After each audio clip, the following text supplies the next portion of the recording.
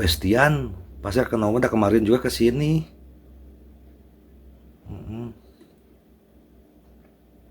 Bab 3522 Zhang Buling. Setelah semua orang beristirahat sebentar, mereka perlahan menuruni jalur pegunungan Gunung Jiuxing.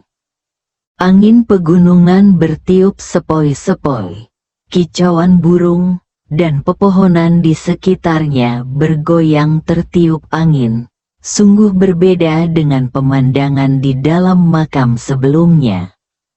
Mensyuping memberitahu Ye Chong bahwa ayahnya, Zhang Buling, tinggal di tebing terpencil. Baru pada saat itulah Ye Chong menyadari bahwa tidak heran tidak ada yang bisa menemukan Zhang Buling. Karena Ye Chong menyelamatkan Men Suiping dan lainnya. Oleh karena itu, Men Suiping tidak menyembunyikan apapun dari Ye Chong.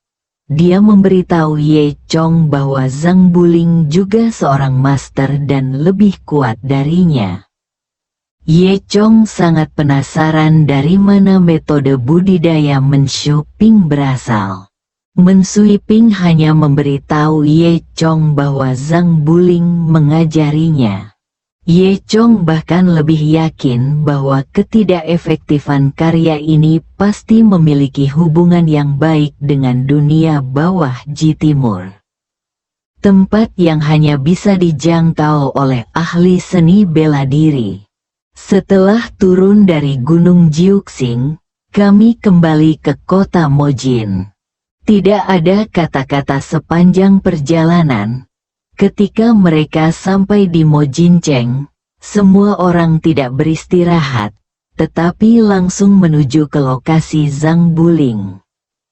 Di pinggiran timur Mojinceng, di antara pegunungan yang bergulung-guling, Zhang Buling tersembunyi di sini. Setelah Men Suiping memimpin semua orang melewati pegunungan, mereka sampai di kaki gunung. Fatih dan Wu Jie sama-sama sangat lelah. Bahkan Yu Xinlan menyesalkan bahwa tidak ada yang akan menemukan tempat seperti itu jika mereka tidak mengetahui rutenya sebelumnya. Saat mereka berbicara, semua orang sudah mulai mendaki gunung.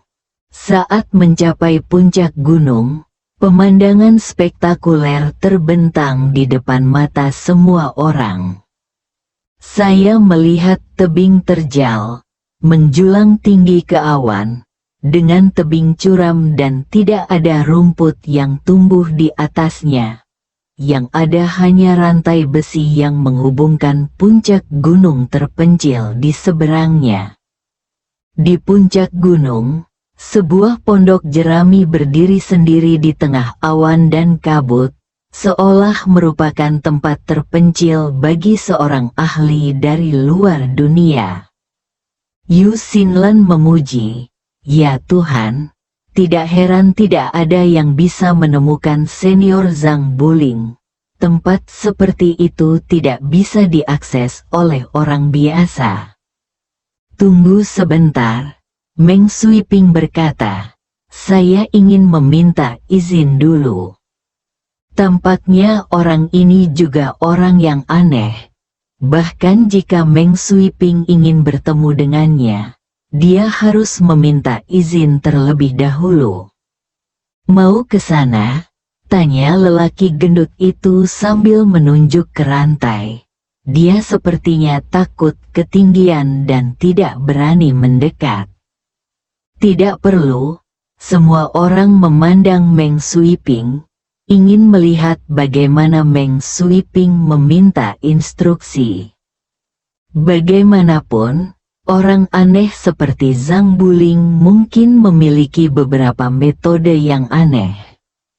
Akibatnya, Meng Suiping mengeluarkan ponselnya dan menelepon Zhang Buling. Semua orang tercengang. Tidak bisa dikatakan bahwa mereka kecewa, tetapi mereka juga sedikit tidak senang. Belakangan, Meng Suiping menjelaskan niatnya kepada Zhang Buling melalui telepon. Namun Zhang Buling hanya menjawab dengan dua kata, hilang. Meski suaranya tidak keras, semua orang di sekitar bisa mendengarnya dengan jelas. Meng Suiping menelepon lagi, membicarakan tentang perilaku Ye Chong di lorong makam. Kali ini, meski ada keheningan di telepon sejenak, pada akhirnya sikapnya tidak berubah, tidak bertemu. Meng Suiping menutup telepon, memandang Ye Chong, dan berkata, tidak mungkin. Ye Chong tersenyum tipis dan berkata, selanjutnya serahkan padaku. Sekarang kita sudah sampai di sini. Bagaimana mungkin Ye Chong tidak melihat Zhang Buling? Apalagi melihat atau tidak melihat bukan lagi soal pilihan. Setelah mengatakan itu, Ye Chong meminta semua orang menunggu di sini, dan dia mengambil langkah maju dan melangkah ke rantai besi.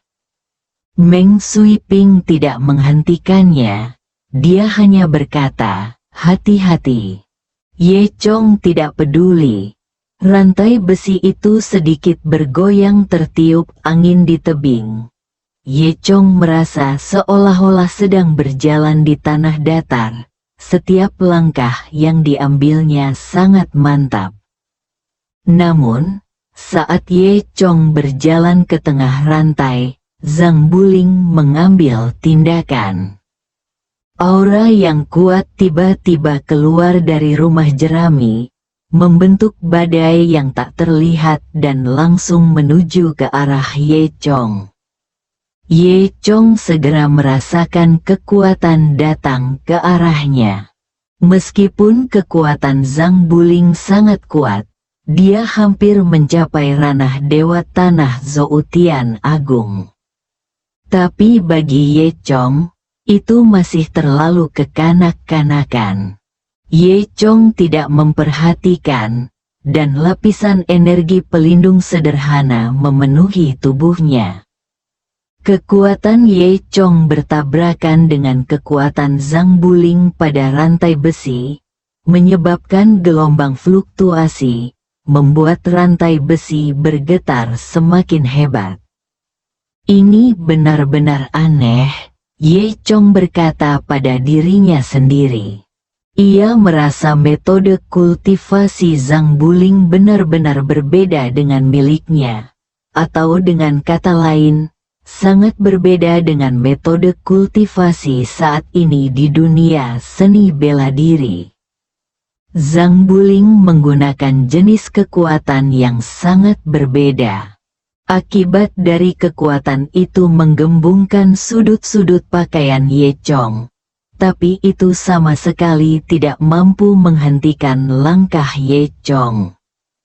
Ye Chong masih bergerak maju perlahan dengan rantai besi, seolah berjalan di tanah datar.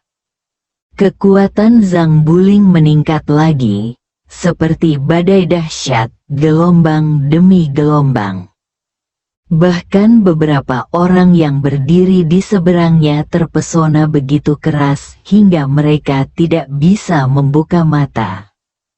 Tapi Ye Chong berdiri kokoh seperti batu. Kekuatan besar kedua orang itu seperti sungai Yangtze, tak berujung, terus-menerus bertabrakan di udara. Udara di sekitarnya sepertinya terkompresi, membuat suara gemuruh pelan.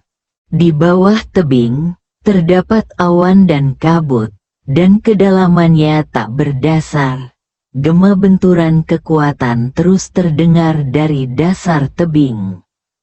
Setengah menit kemudian, meski ada penghalang dari Zhang Buling, Ye Chong masih dengan mudah berjalan melewati rantai besi dan mencapai puncak gunung di seberangnya.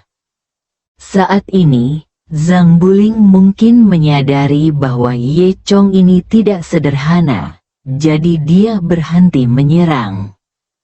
Kemudian, pintu kayu berderit terbuka, dan sesosok tubuh keluar dari rumah jerami dan muncul di depan Ye Chong. Itu adalah Zhang Buling. Zhang Buling mengenakan jubah abu-abu longgar, yang berayun lembut tertiup angin. Bahan gamisnya terlihat kasar, namun nyatanya keras dan telah dipoles hingga mengkilat. Jenggot dan rambut Zhang Buling semuanya putih, berkibar lembut tertiup angin seperti benang perak. Rambut putih di kepalanya menunjukkan usianya.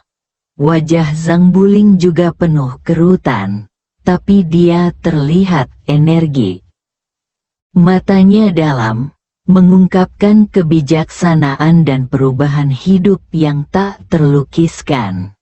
Mata itu sepertinya tidak sesuai dengan usianya, masih setajam sebelumnya, bersinar dengan cahaya yang tajam.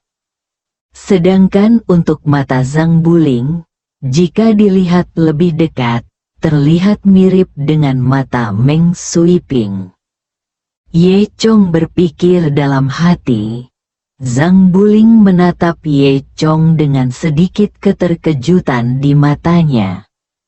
Dia tidak menyangka pemuda ini bisa menahan serangannya dan bahkan menempatkan dirinya pada posisi yang sedikit dirugikan. Tentu saja, alasan yang menyebabkan ilusi Zhang Buling adalah karena Ye Chong tidak menggunakan kekuatan penuhnya. Ye Chong memandang Zhang Buling dengan hati-hati dan berkata, "Nama saya Ye Chong. Saya tidak memiliki niat jahat apapun ketika saya datang ke sini. Saya hanya ingin menanyakan beberapa pertanyaan kepada Tuan Zhang." Zhang Buling terdiam beberapa saat, lalu perlahan berkata, "Ada apa?" "Lampu yang merangsang jiwa," kata Ye Chong, 3 kata singkat, tetapi hati Zhang Buling tergerak. Matanya berbinar, dan dia sangat terkejut bahkan kerutannya pun hilang. "Kamu? Bagaimana kamu tahu tentang lampu pemicu jiwa?" kata Zhang Buling. Ye Chong tersenyum. "Saya tidak hanya tahu tentang lampu pemicu jiwa, tapi saya juga tahu tentang dunia bawah kutub timur." Pada titik ini, ekspresi Zhang Buling menjadi lebih terkejut, bersambung.